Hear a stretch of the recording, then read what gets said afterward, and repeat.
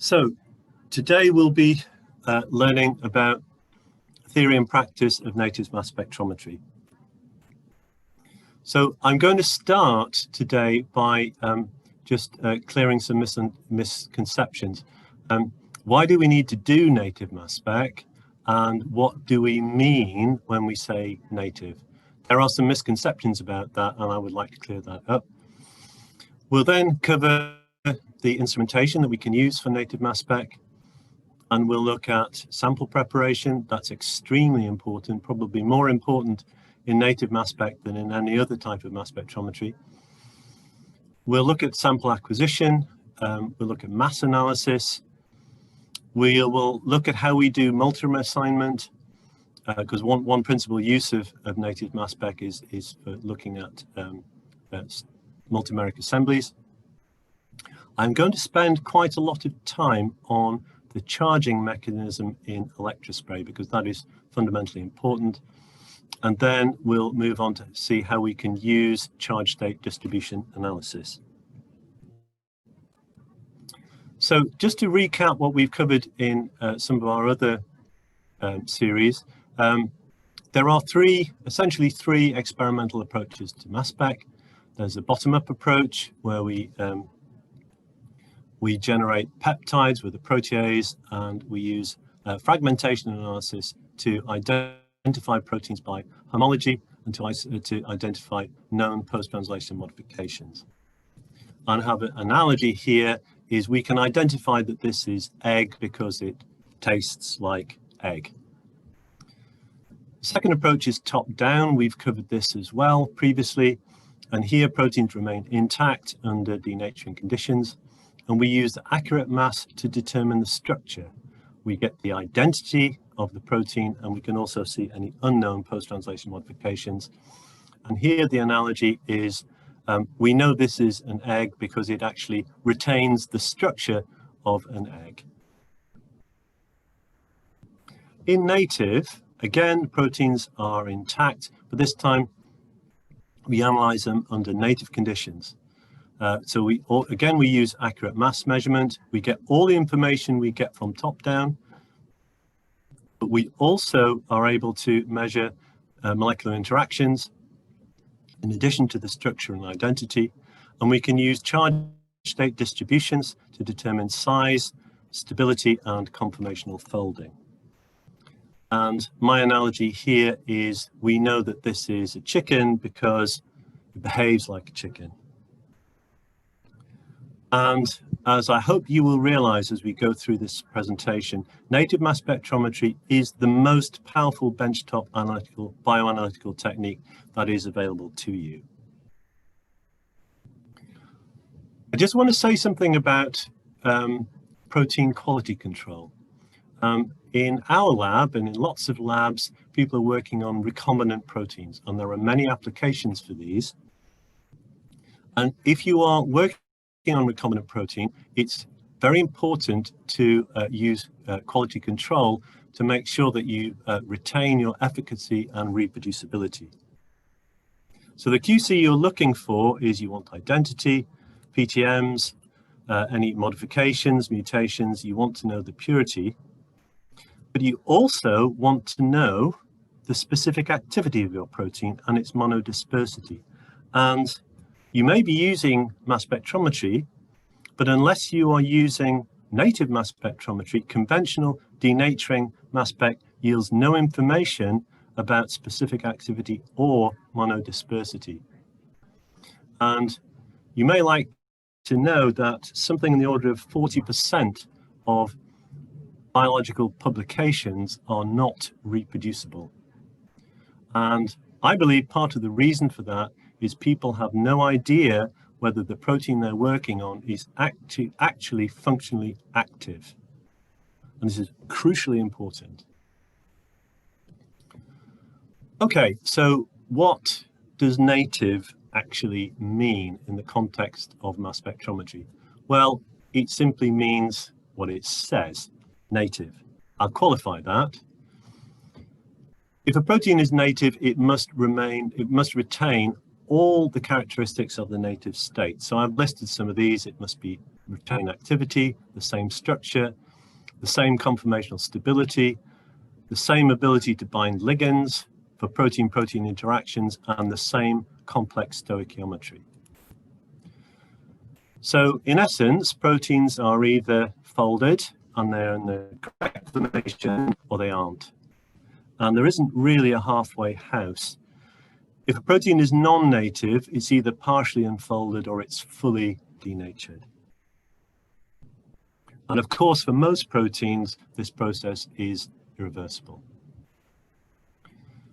If we look at electrospray spectra of a protein, I hope you realize by now we have multiple charge states and we have an ion distribution. And this is the typical ion distribution you get from denaturing analysis of a protein. In native analysis, we have two additional distributions. So this distribution is typical for denatured proteins. And in native proteins, sometimes, but not always, you will see this distribution and also this one. And the explanation for these distributions is that this one here, this is the native fold of the protein. And there has never been any alternative explanation for these three distributions being put forward. So what does native mean? Well, there is something called the duck test. It basically says if it looks like a duck and it walks like a duck and it quacks like a duck, it isn't a rabbit, it must be a duck. You will occasionally hear people talking about near native in the context of mass spectrometry. This is complete nonsense. Near native is completely meaningless. There is no definition of this whatsoever. Protein is either in its native fold or it's not. You will see occasionally publications where people have used supercharging reagents. Do not do this. They are denaturants. They will, you are not looking at the native state. Lots of people will use ion mobility to study native proteins and their native structure. You have to understand, ion mobility, this describes the behavior of gas phase ions. They might be in a native fold, they might not be. You don't know. But ion mobility is a study of ions in the gas phase. Native mass spec is something quite different. So native mass spec describes and it quantifies the protonation state. And this arises from the charge assignment due to ionization. This ionization cannot occur in the gas phase. It has to occur in the liquid phase. And just to explain that, there is a very simple thought experiment that you can do. And if you imagine a protein that is desolvating, so it's basically undergoing the ionization process in electrospray, what's going to happen is that the protein inside a droplet will have a certain volume, and as desolvation occurs, that volume will reduce. When we get to this point, when the volume of the droplet is the same as the volume of the protein, what that means is we must have entered the gas phase. There is no liquid present. By definition, we are now in the gas phase. What that means is ionization, it either happens at this desolvation ionization point or before, but it cannot happen afterwards. So what I'm saying is ionization and charge state determination, this occurs at or prior to the desolvation point. And it's determined by the protein from the conditions it is immediately preceding that. In other words, in the liquid phase. This is absolutely crucial to everything I'm going to tell you from this point on. Okay, we are studying a solution phase phenomenon. Just to reinforce that point, this is a section through an ion mobility Q-TOF instrument. This is the drift cell. This is where ion mobility drift separation takes place. That's measured in the gas phase. Here's a quadrupole and the TOF tube. Again, M to Z is measured in the gas phase. But that charge state is determined at the point of ionization, which is in the liquid phase. So let's move on now to the instrumentation we need for native mass spec. There are some misconceptions about this. Any electrospray instrument can be used for native mass spec. You cannot use MALDI.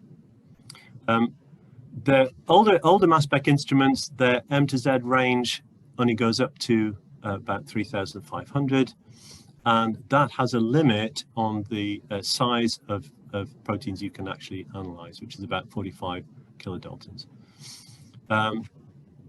Most people use static nanospray in order to do native mass spec. That's not necessary. Most of the spectra I will show you today have not been acquired using that technique. Collisional cooling, I'll talk about this. It's beneficial, but it's not essential. Ion mobility is not essential. A lot of people are using Orbitraps to do native mass spec. I wouldn't recommend that. We have seen that the resolution is actually superior using Q-TOF.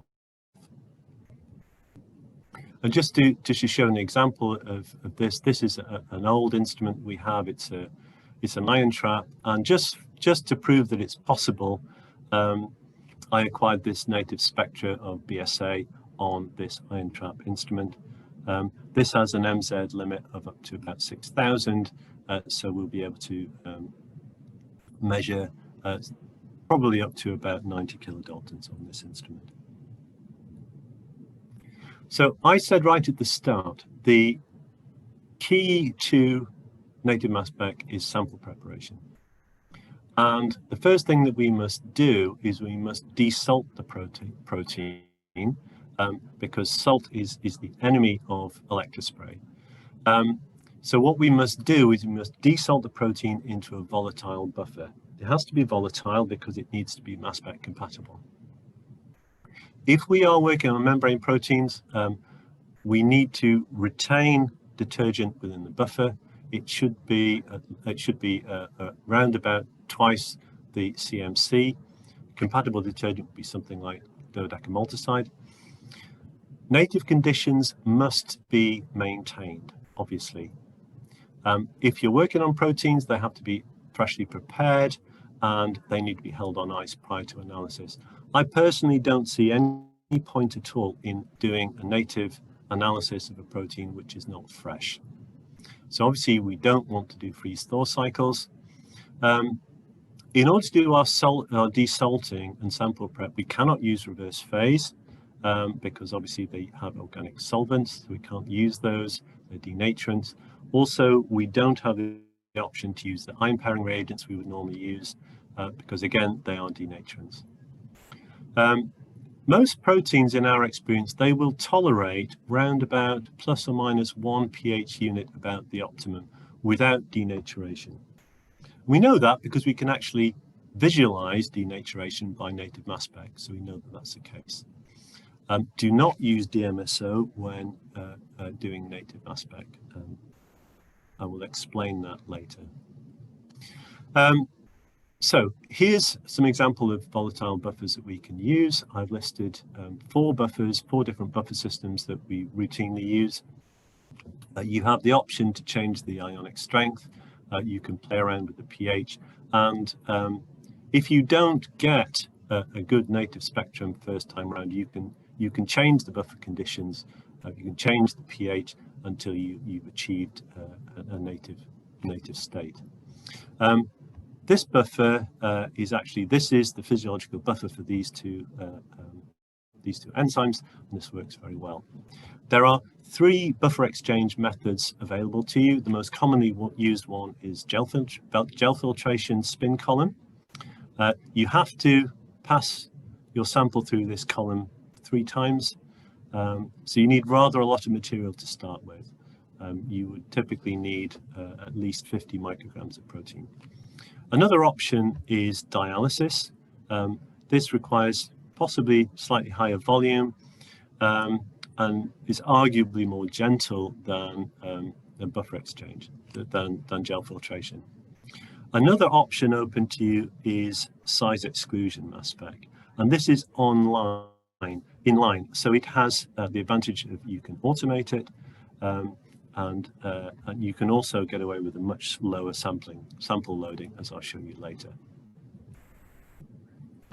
So when we acquire native spectra, we need to introduce a sample into the mass spec. Remember, we're not using an HPLC. So we can do that by direct infusion.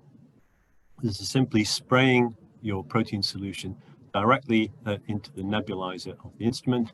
You can do this the way we normally do it is with a syringe pump. Most labs don't do that. Most labs will use a static needle. It's important that the flow rate is low. Our typical flow rate is about 6 microliters a minute. If you're using static needle, it will be even less than that. And you don't need a pulled capillary. You can do this with a standard 30 micron stainless steel nebulizer. These are the desolvation conditions that we use. You will note this. The drying gas temperature is 325 degrees. That might come as a bit of a surprise. But the reason that works is because in the electrospray plume, there is sample cooling happening. So there is a latent heat of evaporation which maintains the internal temperature of the droplet round about ambient temperature within this drying gas stream. And latent heat of evaporation is the reason why when you go into a sauna with the temperature at 90 degrees, you don't die, because you're sweating and that latent heat of evaporation keeps you cool. This is an example of data from automated inline native mass spec. So this is size exclusion mass spec. And we can do this. So we can do this in a 96 well or a 384 well plate. We have inline desalting via size exclusion column. This is our sample runtime. We can get away with as little as 1 microgram. The data I'm showing you here, this is 2 micrograms, but we have done it with 1. We can automate the spectral deconvolution. So this means we can have rapid data analysis, and this is ideal for high throughput compound screening or high throughput fragment screening. So in order to acquire a native spectrum, we need to tune the instrument for high mass to charge. Okay, in order to do this, the fragmentation voltage, this is at the first stage of ion optics, this is pretty much as high as you can get it to go. On our instrument, we can choose different detector modes. Our 1 gigahertz detector mode allows an MZ range from 500 up to 20,000. Other instruments, they can measure up to 40,000. So that would enable you to get a spectrum of a complex around about 4 million. We use a collision gas, 40 psi, and this is the detector. You can change the gain on the detector, and you can get away with turning the gain up to maximum. And the reason for that is because in a mass spectrum, if there's no protein, there is nothing above MZ 2000. So spectra above MZ 2000 are completely noise-free. There is no chemical noise there whatsoever, which is very useful because if you get a signal, it must be protein. If you're working with membrane proteins, we have to drop this fragmentation voltage down a little bit because we need to use the collision energy in order to strip away the detergent. I'll be talking about that in a later session. So I mentioned collisional cooling.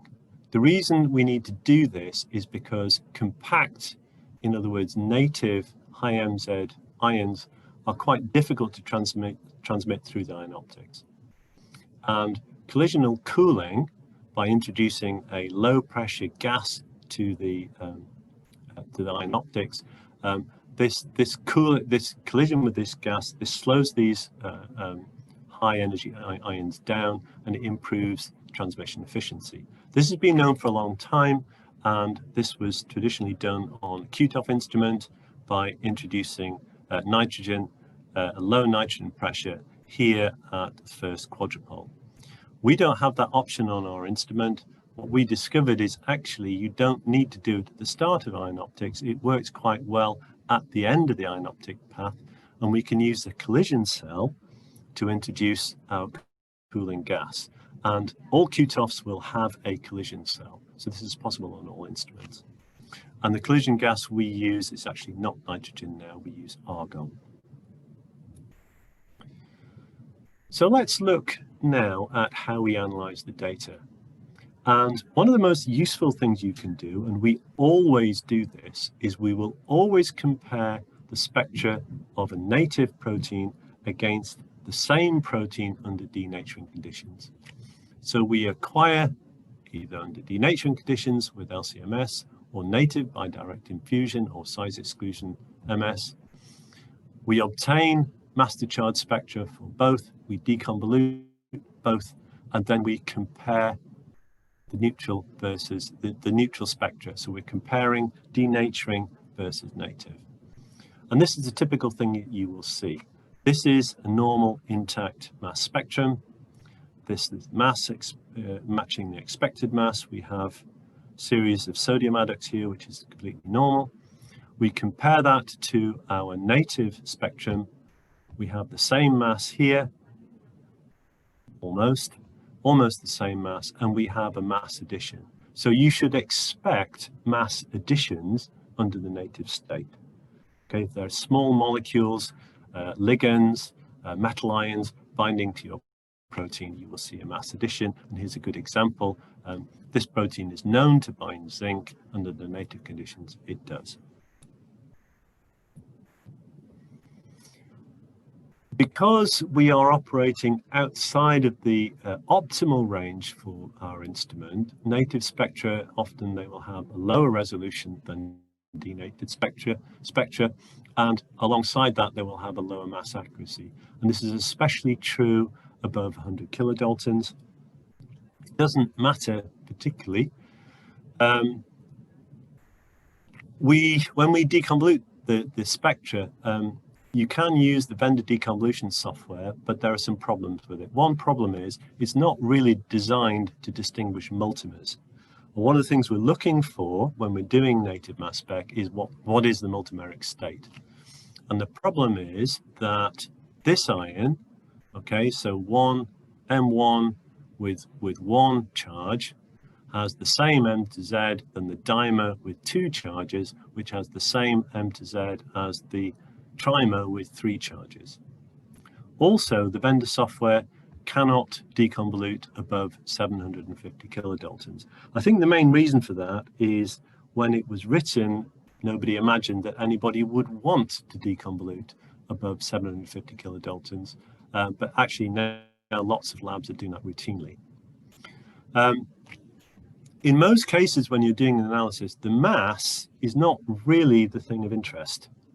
You probably already know that, and the mass, the function of the mass is to help you calculate the charge. The charge is the important thing, because nearly all the information content that's present in the native mass spectrum is derived from the charge distribution, and we'll talk about that at some length. So I want to show you how we determine stoichiometry. This is a spectrum for beta-galactosidase. You can see there are three ion distributions, 1, 2, 3, and I've labeled the charge states. This is the expected mass, this is the observed mass here, and it's reasonably close. It's only a few hundred daltons out. So we need to assign the multimeric state. We know we have three species here. What is the multimeric state? Well, the way you do that is with a charge table.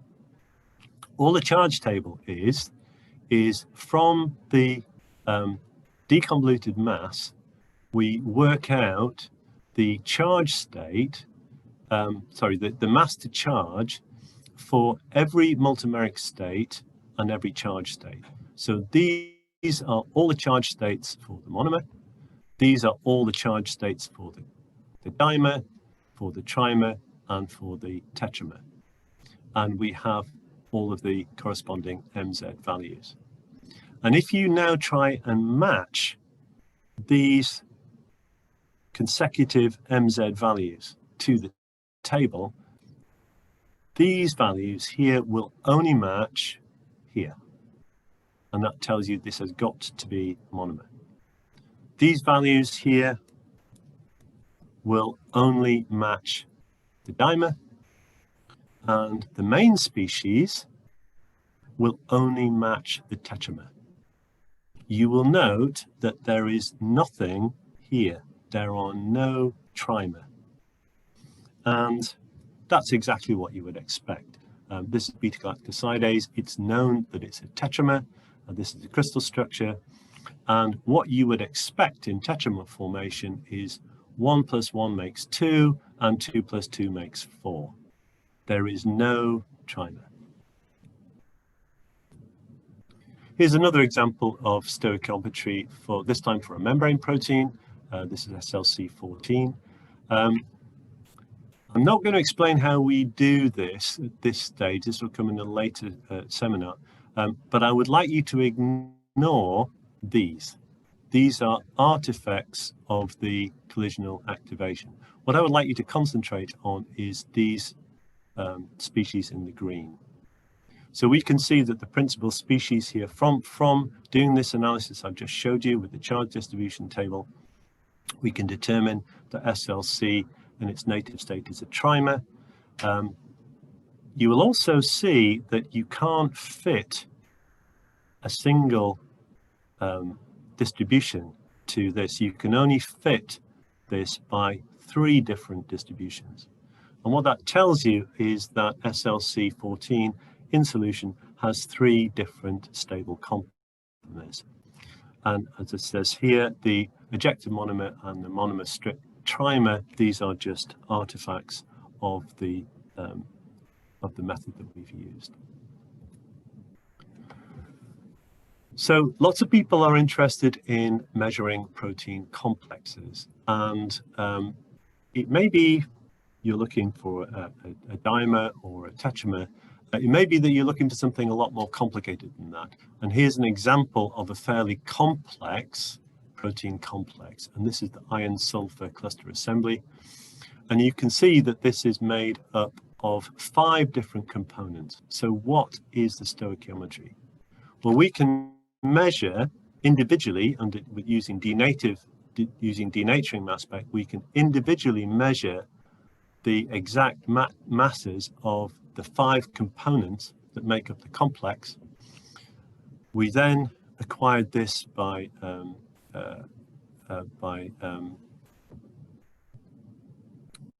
dialysis. So we desalted by dialysis, and then we sprayed this into the mass spec, and we can calculate the mass, and then you can work out the stoichiometry. And the stoichiometry for this complex is 2 to 2 to 2 to 2 to 2. And that's been confirmed by crystallography. But I think the reason I'm showing you this spectrum is because hetero and homo multimeric complexes they can be very complex. And you need that mass measurement, the mass precision that only native mass spec will give you in order to deconvolute the complex to work this out. And there are lots of labs that have done this very successfully for very complicated complexes. I'm now going to move on. Instead of talking how we do native mass spec, I want to talk about the charging mechanism itself. And the reason I want to talk about this is because you can only interpret these spectra correctly if the mechanism of electrospray is understood. What I mean is that the charge and the intensity the mechanism that determines the charge and the intensity for every single peak in your spectrum is understood. If you do not understand that, the spectra cannot be correctly interpreted. And that may seem a bit obvious, but I'm going to have to say that because that's a fact. So I want to show you a spectrum now, this spectrum was acquired 20th of January 2014. It's important to me because this was the very first native spectrum we acquired at the SGC, and it's between these two proteins, C01b and RQCD1. This is an RNA processing complex. And before I show you that complex, this is not it, by the way. Before I show you that complex, I want to show you what I was expecting. Bearing in mind that I've been doing mass spectrometry on proteins for quite a long time, and I knew from the literature that I should expect to see much higher mass to charge, much higher mass to charge states. So I was expecting to see a distribution up here. The distribution I've shown you here, this is for beta-galactosidase. It's 116 kilodaltons. It's roughly the same size as this complex. And what you can see is there are a huge number of species, a huge number of charge states for beta-galactosidase. There's over 100. And what I was expecting was a distribution that looked like this, but shifted over to the right. This is what we actually saw. And I think this was one of the most shocking things I'd ever seen in the spectrum. This was not what I was expecting at all. This is a complex. It's 124 kilodaltons. It has only 6 charge states. So what went through my mind is, well, why on earth has it only got 6 charge states? And I now want to show you another spectrum. This is a spectrum for beta-galactosidase. It's not as pretty as the one I showed you earlier, but this is, I think this was our very first spectrum for a complex. And this struck me as quite interesting. And the reason I thought it was interesting is because I know the relationship between these 3 ion distributions. I know that this is monomer. I know that this is dimer. I also know that this is tetramer. What I also know is I know the average charge state for the monomer is 24, the average charge state for the dimer is 34, and the average charge state for the tetramer is around about 50. So what is the relationship between the charge that you can observe and these different multimeric states? Well, I did a very simple experiment. I just, on the back of an envelope, I just calculated, okay, so beta-galactosidase is tetramer. It's roughly spherical. I knew its diameter is 12 nanometers. If you calculate the surface area for the tetramer, and then you just assume that the dimer is half that and the monomer is a quarter of that, you can work out the surface areas, approximate surface areas, for these 3 different structures. If you then calculate the charge density by taking the charge and dividing it by the surface area, you find something really quite interesting. What you see is that for all of these 3 different structures, the charge density is almost exactly the same. So I thought, well, that's really interesting. Maybe I've discovered something new. Actually, no, I haven't. When you look at the literature, what you see is this. So 9 years earlier, these people, Kaltashov and Moynihan, they did what I consider to be probably the most important experiment in mass spectrometry for the last 20 or 30 years.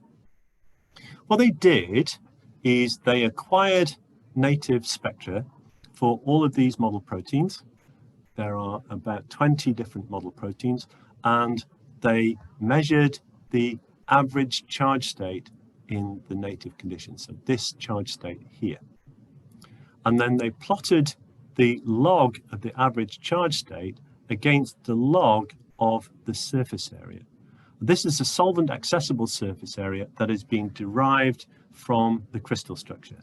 So these are the PDB submissions, and these are the solvent accessible surface areas for these 20 different proteins. And what you can see is there is a, near as damn it, a perfect fit. Now, I've been working for most of my life in biology, and you don't get straight line relationships like this in biology. This is not biology, this is physics. Physics gives you straight line log to log relationships like this. So this paper is, I was absolutely gobsmacked when I read this paper, and it's not a secret. Lots of people who work in the area of native mass spec, they are aware of this paper, they have read this paper, but no one pays any attention to it at all. And why is that? Well, I'm sure you've been told that scientists are objective. You know, they're dispassionate, and they will make an objective judgment about what they see. I don't think that's correct. Scientists are human beings, and human beings, they don't always see what's there. They see what they are expecting to see, and nobody was expecting to see that result. Just to kind of illustrate that, this is something I pulled off the web. I like this. This is called an Ames room. The video is not being manipulated. This is real. And this is not what you were expecting to see. But this is real. And yeah, I could watch this all day. But this is what's going on. People are not accepting the data because it is not what they are expecting. One lab that did accept this, I believe they accepted this, was Rita Grandori's lab in Italy. And they decided, well, okay, if that holds for proteins in the native state, it should also hold for proteins in the denatured state. So what they did is they attempted the same experiment using unfolded proteins, using denatured proteins. I'm not sure it's really that easy to calculate the surface area of a denatured protein, but they did use some software to do that. And you can see there is an approximate relationship. For the unfolded proteins, it's nowhere near as convincing as for the native proteins, but there's an approximate relationship there. So I think they had the right idea, but they did not do the right experiment. We did. We chose a different measurement altogether. What they did is they chose this. It's not really the average charge state, it's the most abundant charge state. What we've done is we chose this, the maximum charge state, the highest charge state you can reach in a denatured spectrum. And if you plot that against just the residue number, what you will see is a perfect straight line. And that tells you that the maximum charge state for a protein, it correlates with the protein length and its linear surface area. You will see, however, that there are some outliers. I have not included those in the calculation, and I've labeled these in green. All of these outliers have something in common, which they do not share with the other proteins in this graph, is they all have disulfide bonds.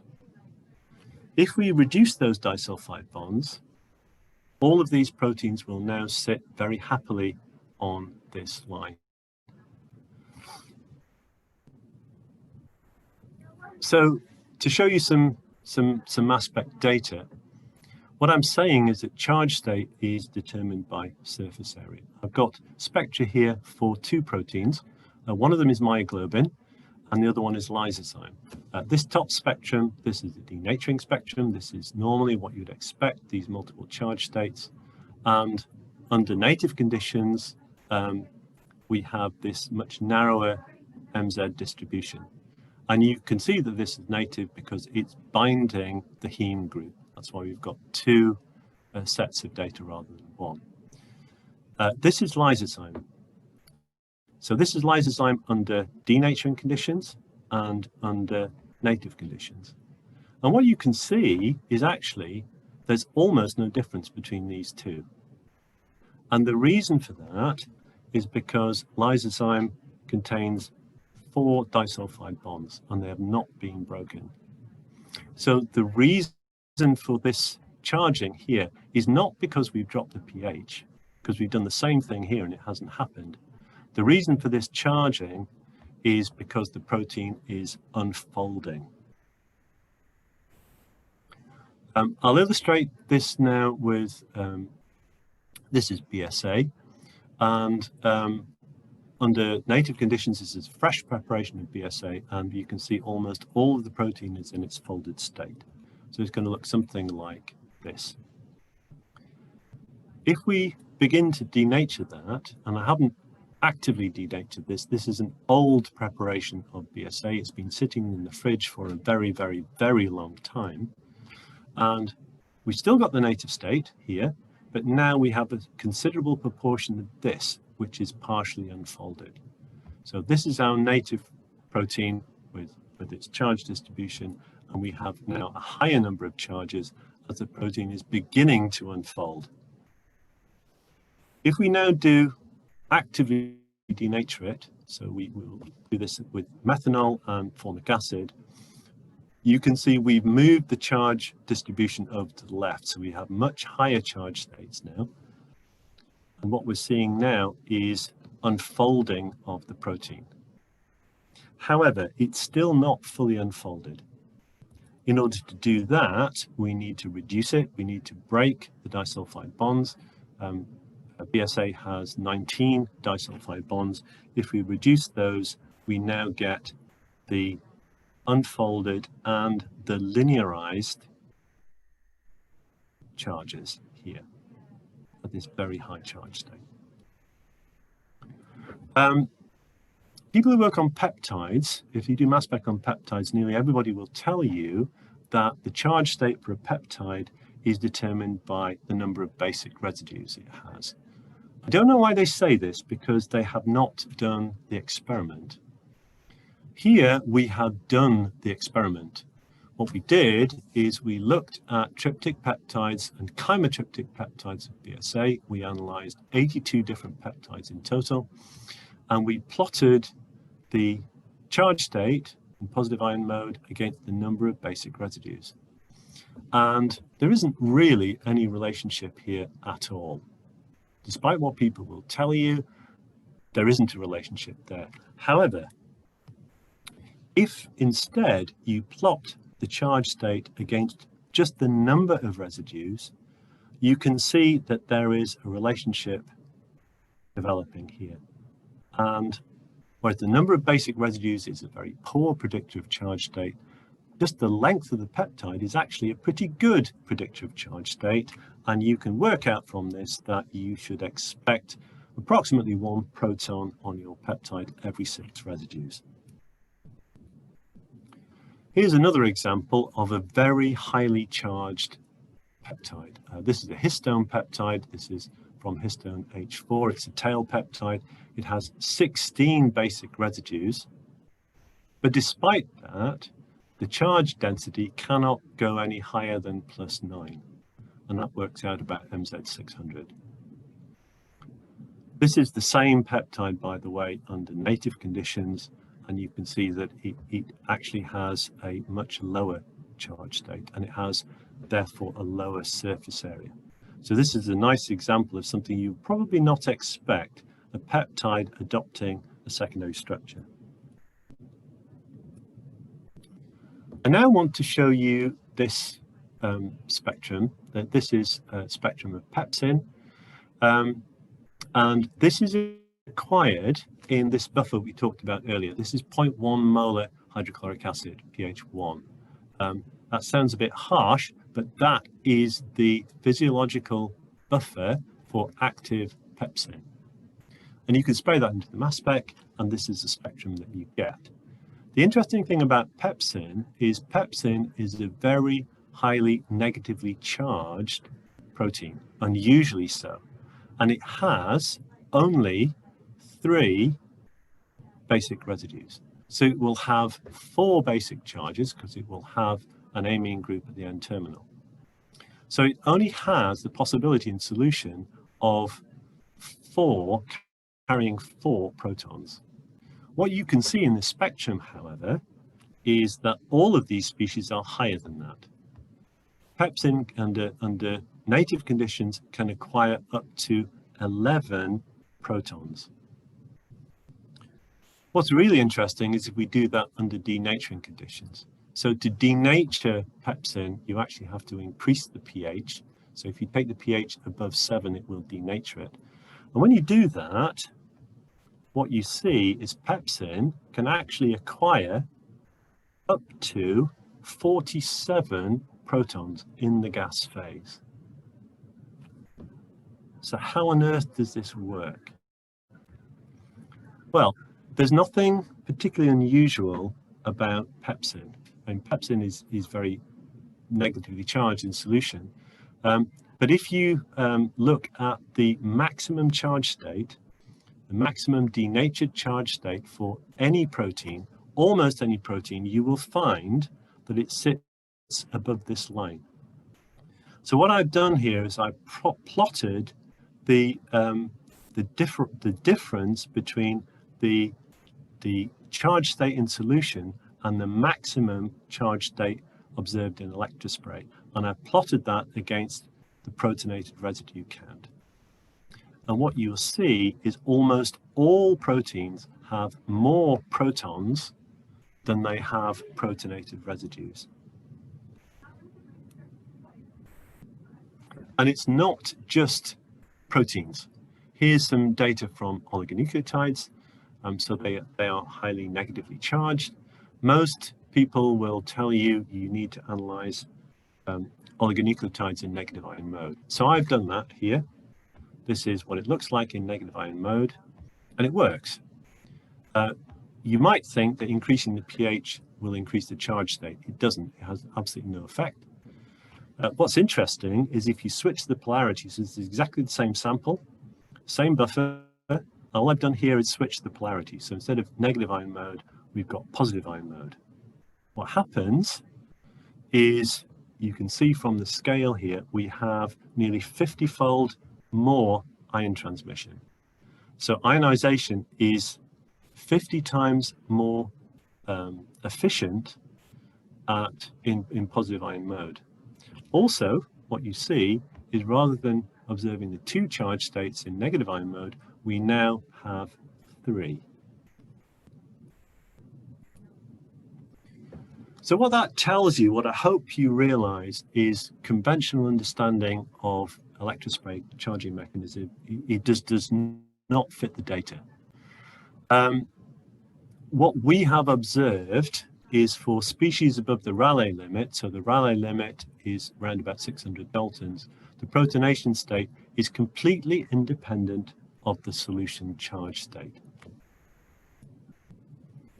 And I hope I've managed to persuade you by now that the protonation state is actually determined by surface area, by the physical properties of the protein.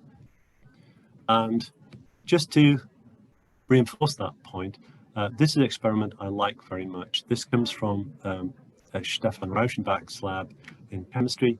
And what he's done is, so he has an instrument which is an ion deposition mass spectrometer. And what it does is it's a mass spec, but it's able to undergo soft landing. So he can isolate different charge states for a protein. He's done this here for cytochrome C. And then for each charge state that he's isolated, he can apply a decelerating voltage, and he's got this species to land onto a copper target, and that copper target is then used for scanning tunneling microscopy. And this is what you see. For these high charge states, you see that the cytochrome C is extended into basically linearized. As the charge gates get lower, it becomes more folded, and then finally at this lowest charge state, it's adopting a relatively compact conformation. So I hope you realize from this that the maximum charge state, this has to correspond to the largest possible surface area. And for a protein, that is its extended linear conformation. From the paper from the Grandori lab, they calculated this. And what they said is for a globular protein, you can approximate the radius using this calculation. So the charge is equal to the radius to the 1.5th power. And we have shown that this is absolutely correct. So this is a complex. This is KCTD17. It happens to form a Buckminster fullerene. So this is a 60-mer complex which forms a perfect hollow sphere. And we've been able to measure this by native mass spec. And this is our charge distribution. And the most abundant charge state is this, plus 79. So what we did is we took this value and we put it into our expression for the calculation of the radius, and this is what you get. The radius comes out at 85.5 angstroms by native mass spec. However, we also have the crystal structure for this complex, and you can measure the radius from the crystal structure, and the radius turns out to be almost exactly the same as the calculation we made from native mass spec. So if your protein is a perfect sphere, you can measure that radius using the charge. So we have this metric, which we have christened charge radius. I thought it's quite interesting to see how does this compare with hydrodynamic radius. So you can acquire this data from the web. This is the hydrodynamic radius, and you can also acquire the charge radius for these model proteins, and you can just plot these values. And if you do that, you will see it's not a perfect straight line, but it's not bad. The reason it's not perfect is because these proteins approximate a sphere. If they were perfect spheres, you would get a perfect straight line. But using the charge radius in order to measure the radius is, I would say, at least as accurate as any other biophysical measurement you would use. I would say it's probably more accurate than most. So, where are these protons coming from? They're not coming from they're not determined by the pH of your electrospray medium. The pH doesn't really matter. Where the protons are coming from is they're coming from this. You have to understand that electrospray source is an electrochemical cell.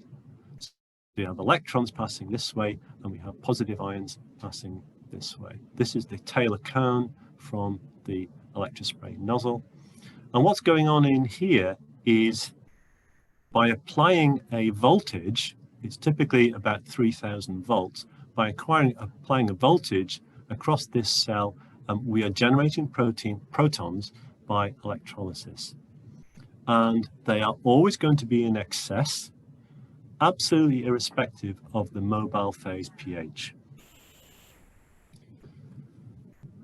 So I'm showing you an example here of electrostatic charging. And this is physics. I don't think anyone would argue with me what's going on here. What you have here is you have an excess charge. And the charges, they are mobile, and they are going to obey Coulomb's law, and they are going to attempt to achieve minimum free energy. So these charges are going to distribute themselves according to Coulomb's law in order to space out as much as possible. That's electrostatic charging. We have an electrostatic charging model now for electrospray. And what that model says, it's extremely simple, just says two things. It says for species above the Rayleigh limit, there is an excess of protons, and that excess of protons is always going to be available. These protons, they are mobile over the molecular surface, and because they are mobile, they will obey Coulomb's law in order to achieve minimum free energy. It's just physics. So, are protons actually mobile? Well, yes, there is evidence to support the fact that they are. This is infrared photodissociation spectrum for cytochrome C. This is done in the gas phase. And what you can see is in the gas phase, there is a wavelength here, which increases with charge state. So this is charge state specific. And this wavelength is not present in the liquid phase. So I would say that this represents the delocalized proton shell of your electrospray ion for cytochrome C. There's also other evidence. If you look at fragmentation spectra, these are singly charged fragmentation spectra for peptides from BSA. What you see is we have B ions and Y ions. And what that means is you have a single charge. In order to generate ions of both types, that charge must be able to be either at the N terminus or the C terminus.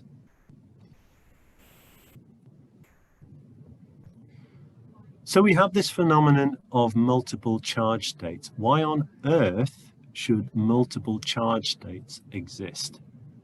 Well, the reason for that is because proteins are not rigid. Proteins are flexible in solution. Remember, we are making a solution measurement. I want to show you this. So these are two proteins.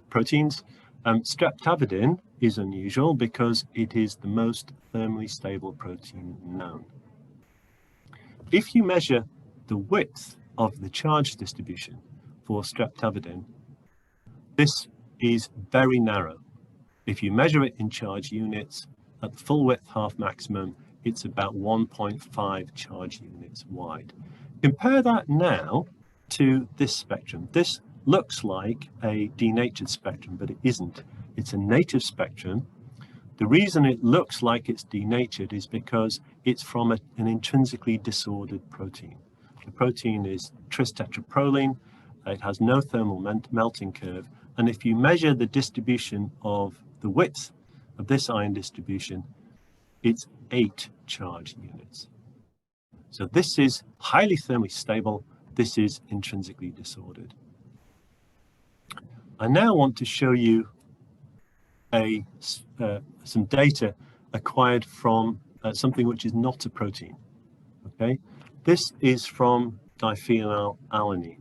So diphenylalanine, this is its monomeric state, and it behaves exactly like, chemically it behaves like a protein, so it's got an amine group and a carboxyl group. What happens with diphenylalanine is if you heat it up and then slowly cool it down, it stacks. It stacks, it self-assembles, and it forms these self-assembled fibrils. They are one-dimensional crystals and they're completely rigid.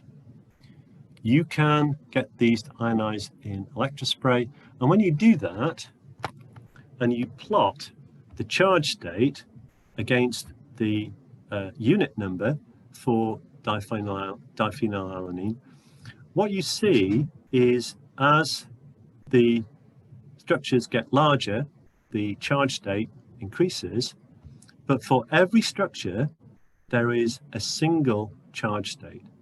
So here it's just +1. Here it's just +2, just +3, just +4. You have to get this stepped relationship because, of course, you can't subdivide charge. But this shows you that rigid structures possess a single charge state. So how does that compare with non-rigid structures? Well, proteins are non-rigid. Native proteins I would describe as semi-rigid, so they have limited internal molecular motion. So instead of a single charge state, as you would see here, we have a range of charge states, but that range is defined in the native state, so it's relatively narrow. Here's the same experiment done with a synthetic polypeptide. It's flexible. This is a polylysine, and you can see we have multiple charge states. If we look at denatured proteins, these are highly flexible. They effectively have unlimited molecular motion, and you can see that these charge states are, the charge distributions are very wide indeed. So what you're looking at here in these four graphs is this is increasing surface area as we move in this direction, and this is increasing flexibility as we move from top to bottom. And what this tells you is that flexible structures possess multiple charge states, and rigid structures possess single charge states. And the more flexible your structure is, the more charge states it will have. So we are now in a position to understand what we're looking at when we look at electrospray mass spectra. If you imagine a native protein, of course, proteins do not have one structure. They have their structure is continuously changing due to molecular motion within defined constraints. If we were able to measure the surface area of this, what we would see is we would see for most of the time the surface area is at this value. It will spend some of its time with a more compact surface area, and some of its time in a more open, a larger surface area. So you would expect a normal distribution of surface area if you were able to measure it. If you bin surface area into integers, into whole numbers, you would end up with a distribution that would look like this. And we are working with integers, we're working with protons, and when we do this, this is exactly what it looks like. So these integers are protons, and this is the native spectrum for the complex I showed you earlier. The situation for denatured proteins is a little bit more complicated. So denatured protein, the surface area is continually changing due to very extensive and random molecular motion. So different situation from the native protein. And if we were going to plot its surface area, we would not expect a plain normal distribution. We would expect a skewed distribution. And the reason it's got to be skewed is because the surface area for a denatured protein is going to have an absolute maximum.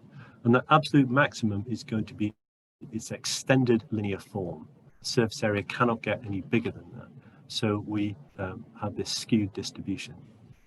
But we don't measure surface area, we measure the inverse of surface area because we're using charge to measure surface area. And in a mass spectrum, we measure m over z. So if we plot the inverse of the surface area, of course it would look the other way around.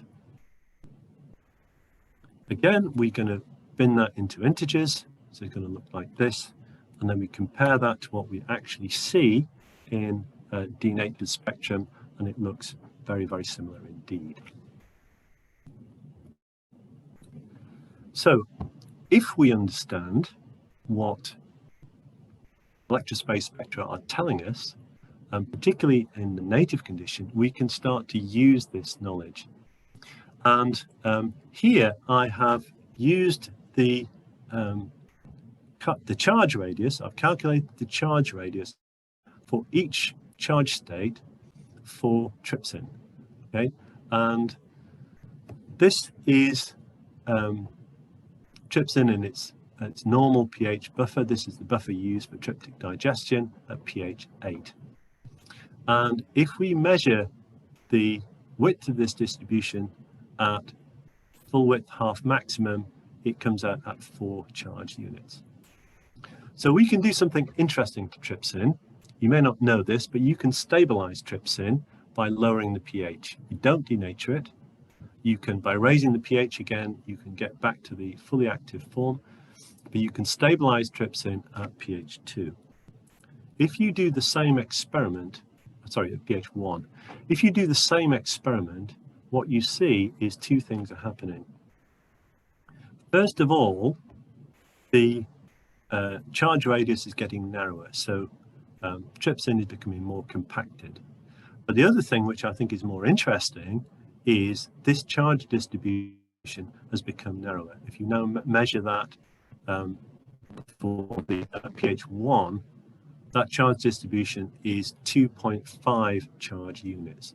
The previous one was 4. There's one more thing we can do, which is interesting with trypsin, is you can purchase, oh yes, this is very interesting. This is not what you would expect at all.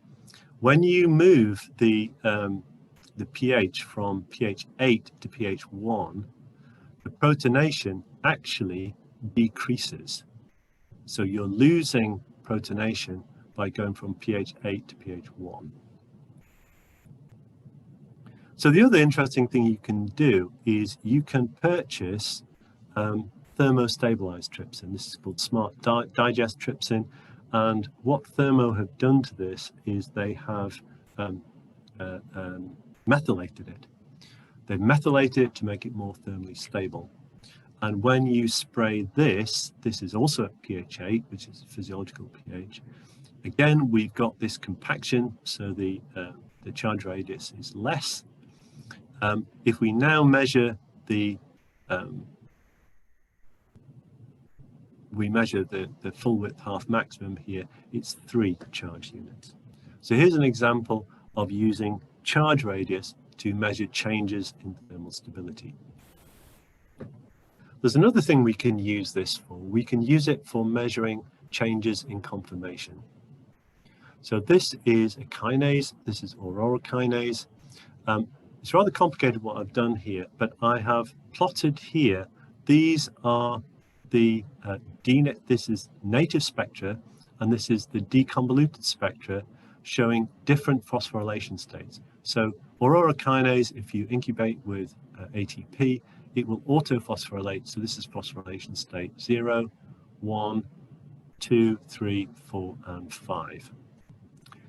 Taking the native, the MZ spectra for these spectra, and then plotting the charge radius, here I've plotted the charge radius for phosphorylation state 0, so for the unmodified aurora kinase. And this is what it looks like. On top of that, I've now plotted the charge charge radii for the phosphorylation state 1. And you can see there isn't really that much difference. Here's the charge radius for phosphorylation state 2. Again, not very much change. However, when you move to phosphorylation state 3, you can see that this distribution has now changed. We look at 4 and 5. What you're seeing here, this is a conformational switch. So as the phosphorylation state moves up from state 2 to state 3, the conformation of your protein flips. And what you are looking at here is a change in surface area. And we are measuring a 1% change in surface area as a result of phosphorylation of aurora kinase. And this is exactly what you would expect. Phosphorylation is a molecular switch. It's not, so it's either on or it's off. And this is an example of how you can use charge state distribution analysis to measure very, very small changes in protein conformation. I just want to show you one more example of how you can use native mass spec. And this is for drug discovery. This is for, we are looking for a compound which disrupts a protein-protein interaction. And the protein-protein interaction we're looking at is for HAO1. In the crystal structure, it forms a tetramer, but actually it's not just a tetramer. The native mass spec is telling you there is tetramer and there is also octamer, and the octamer is actually the major species. So we can measure the mass here. This is the mass of the tetramer, this is the mass of the octamer, and we can calculate the charge radius of these two species. When we introduce this compound, this spectrum changes really quite dramatically. We still have the tetramer, so we can use our charge distribution analysis to calculate that these peaks are tetrameric, but you can see that there is a conformational change. So the charge radius of this distribution is shifted from 43 angstroms to 35, so it becomes more compact. Something similar has happened to the octamer. This is the octameric state, charge radius 56. This is octamer as well, and the charge radius is 53, so that's compacted itself as well. There are two further species which have appeared, and the principal species in the spectrum now is this one. This is the septamer with the bound compound, and finally we have a fourth species, and this is the HAO monomer. And this is, again, with the compound bound, and this is its charge radius. So this is an example of where we can use charge radius to screen for compounds which disrupt protein-protein interaction. So I just want to summarize now. I hope you realize that we can use native mass spec to measure accurate mass, molecular interactions, structure, post-translation modifications, size, stability, and conformational folding. And you can do all of that in a single experiment. So it's a massively, massively powerful technique when you know how to use it. All the native characteristics are preserved in native mass spec. If you don't preserve them, it isn't native. And I hope you realize that the sample preparation and also the ionization conditions you use are critical to success in native MS. We've looked at how instrument parameters are optimized for high mass to charge. We've demonstrated you can do this on any electrospray instrument. And about understanding electrospray ionization, the three things to take home are it's completely independent of charge in solution, much to everyone's surprise. It does occur in the liquid phase, and it is a direct measurement of surface area. And I hope I've shown you enough data to convince you of that. We can use native mass spec to quantify denatured, partially unfolded, or folded states, and this is particularly important in QC. It is a direct measurement of protein stability, the width of that charge envelope, and it's also a direct measurement of ligand binding. So we can use it to measure ligand binding, protein-protein interactions, and we can do this in solution, which is where we want to do it, without needing to immobilize our targets or to conjugate them. So it's very useful from that point of view. And finally, we can use native mass spec to measure very small conformational changes equivalent to around about 5% difference in surface area. So that's all I want to say. Next week we'll be discussing structural mass spectrometry, and I'll be very happy to take your questions.